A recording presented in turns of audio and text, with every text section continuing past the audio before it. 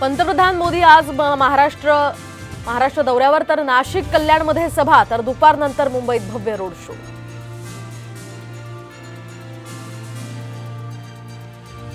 तर शरद पवार आणि उद्धव ठाकरे हे सुद्धा आज नाशिकमध्ये महायुतीच्या उमेदवारांसाठी प्रचार सभा।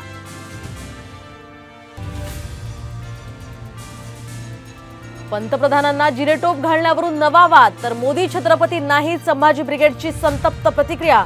तर कुणाला टोप घातला, यात मोदींचा काय दोष, बावनकुळेंचा सवाल।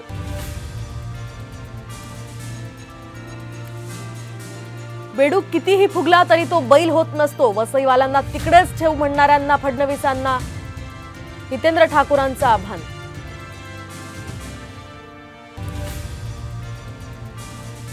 होर्डिंग दुर्घटनेमध्ये 14 बळी गेल्यानंतर मुंबई पालिकेला आली जाग, तर बेकायदा होर्डिंग्स काढायला केली सुरुवात।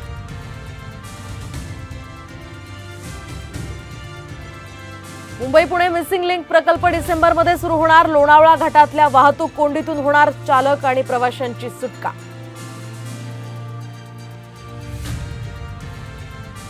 मान्सूनची आनंद वार्ता, 12 जूनपर्यंत महाराष्ट्रात नैऋत्य मोसमी वाऱ्यांच्या हालचालींवरून मिळाले संकेत।